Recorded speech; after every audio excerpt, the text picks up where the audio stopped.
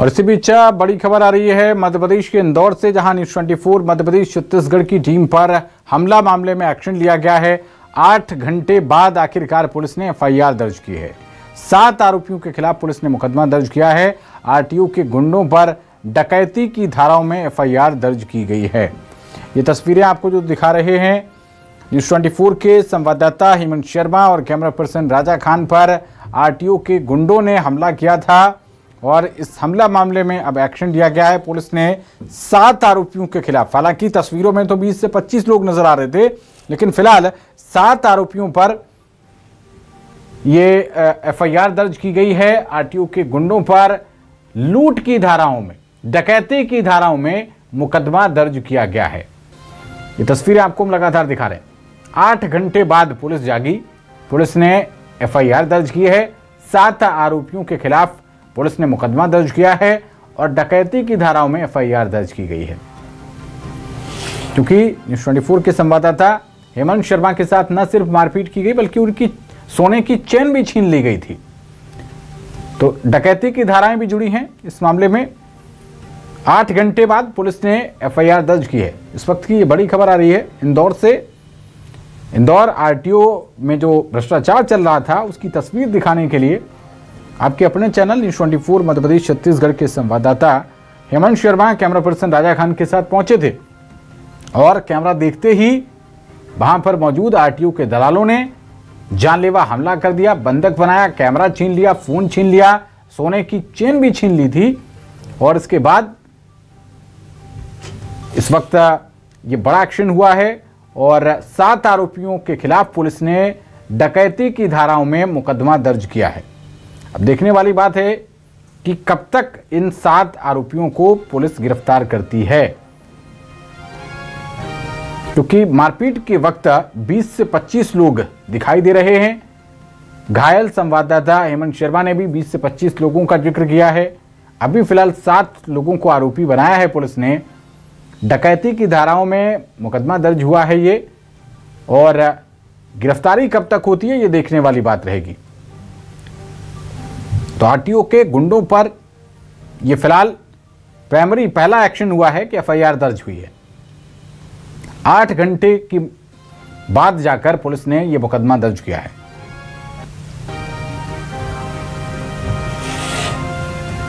तो ये तस्वीरें हम लगातार दिखा रहे हैं, इसमें कैमरा पर्सन राजा के साथ मारपीट करते हुए आरटीओ के दलाल दिखाई दे रहे हैं और संवाददाता हेमंत शर्मा को भी बुरी तरीके से पीट कर घायल कर दिया था। जानलेवा हमला था ये, और फोन के साथ साथ कैमरा और संवाददाता हेमंत शर्मा की गले में पहनी हुई सोने की चेन भी छीन ली थी।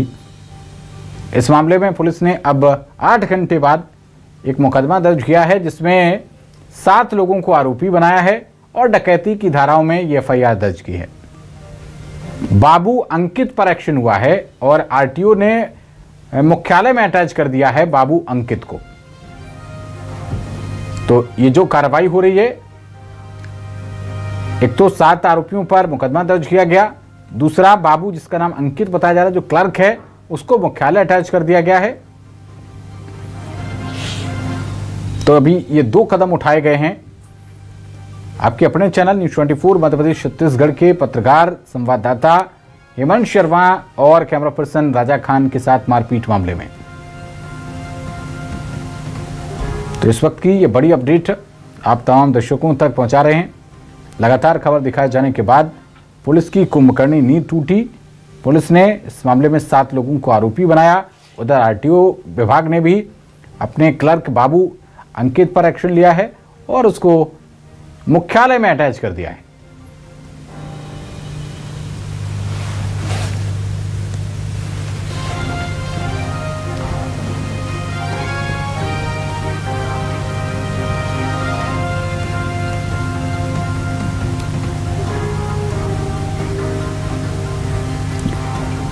आरटीओ के गुंडों पर डकैती की धाराओं में मुकदमा दर्ज किया गया है। 7 आरोपियों के खिलाफ ये एफआईआर दर्ज हुई है। 8 घंटे बाद पुलिस ने ये एफआईआर दर्ज की है। उधर बाबू अंकित पर भी एक्शन हुआ है। आरटीओ ने मुख्यालय अटैच कर दिया है बाबू अंकित को।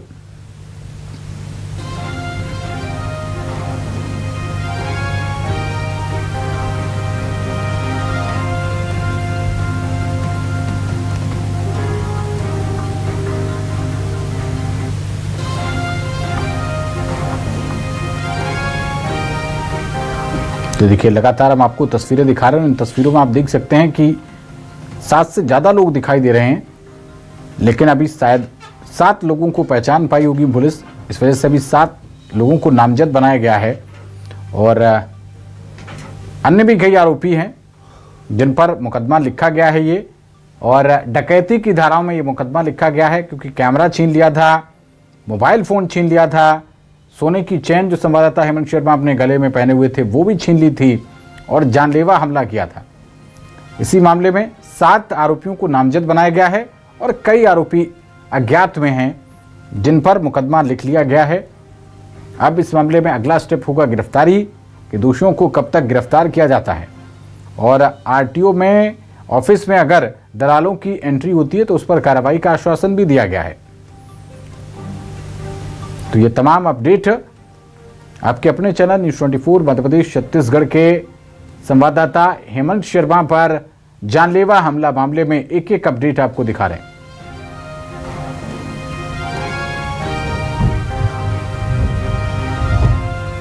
और ज्यादा जानकारी के साथ हमारे street news coordinator Rakesh Chaturvedi ji जुड़ गए हैं। राकेश जी, हेमंत शर्मा पर हमला मामले में 7 लोगों पर नामजद एफआईआर दर्ज हुई है, लूट के मामले में एफआईआर दर्ज हुई है, क्या किसी को हिरासत में या गिरफ्तार भी किया गया है?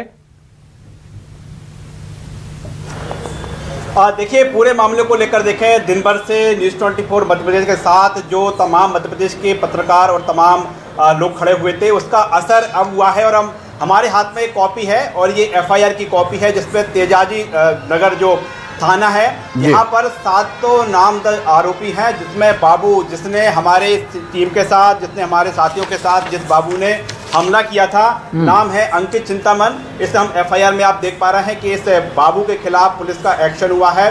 पुलिस इस समय एक्शन मोड में है और 7 नाम, जो 7 आरोपियों के नाम है, आप साफ तौर पर देख सकते हैं कि पहला नाम है नरेंद्र चौहान का है, दूसरा विनोद है और तीसरे नंबर पर अंकित चिंतामन जो कि आरटीओ का बाबू है। गजेंद्र, नितिन, शंकर प्रजापति, पवन एवं अन्य साथियों के खिलाफ पुलिस ने केस दर्ज कर लिया है, एफआईआर हो चुकी है।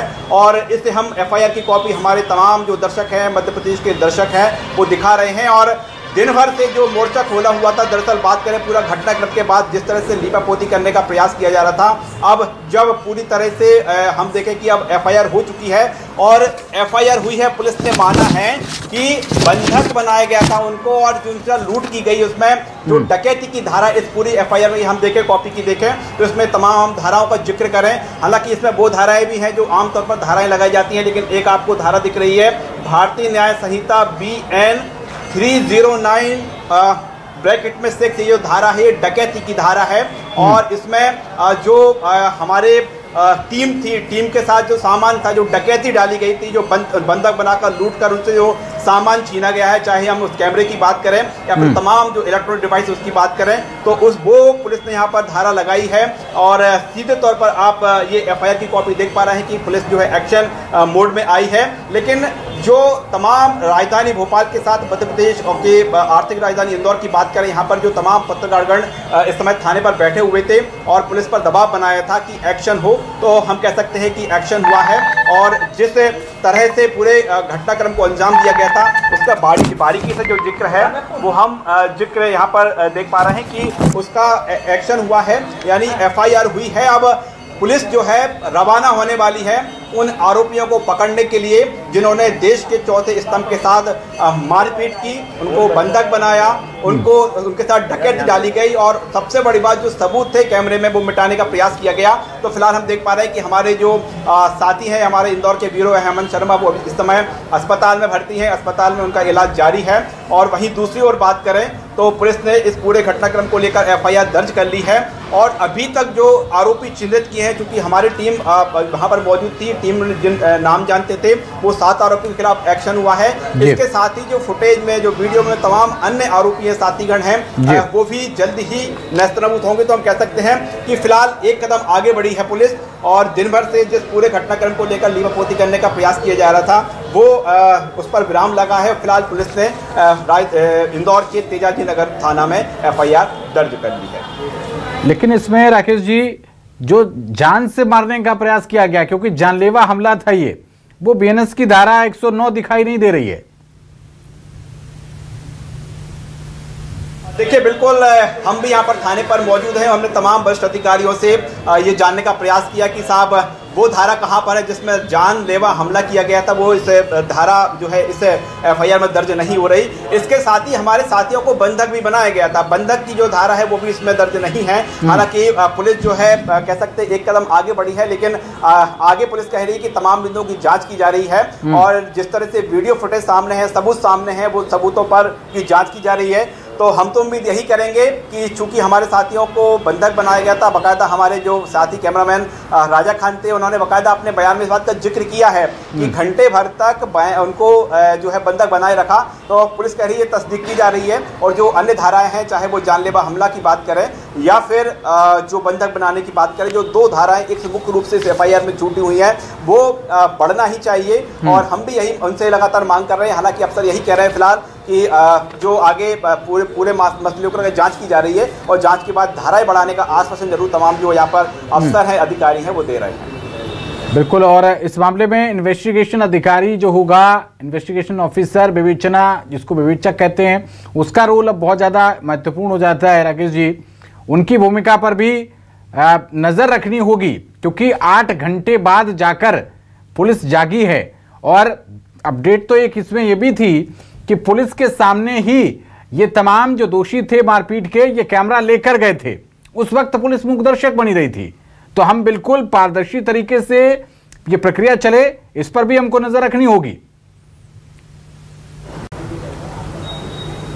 देखिए बिल्कुल, आज जिस तरह से घटनाक्रम हुआ है, देखिए जो घटना थी वो दोपहर के 12 बजे के पहले की थी और अभी हम देख पा रहे हैं कि रात के जो समय हो रहा है 8 बजने को है और यानी 7 घंटे बाद एफआईआर हो सकी है। तो हम कह सकते हैं कि जो आरटीओ के जो गुंडे हैं, आरटीओ के जो दलाल हैं, उनका प्रेशर कितना अधिक है कि जहां पर पुलिस को भी एफआईआर दर्ज करने में पूरे 7 घंटे का समय लगा है और वो एफआईआर जो कि सबके सामने पूरे वीडियो फुटेज थे, पूरा घटनाक्रम सामने था।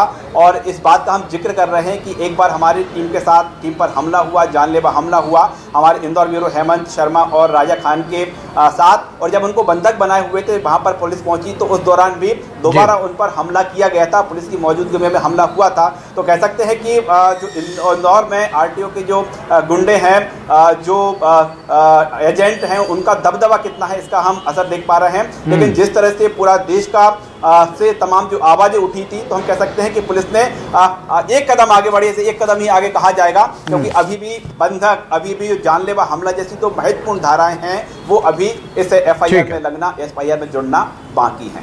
ठीक है राकेश जी, आप इस महत्वपूर्ण मामले पर नजर बनाए रखिएगा। बहुत शुक्रिया इस जानकारी के लिए आपका।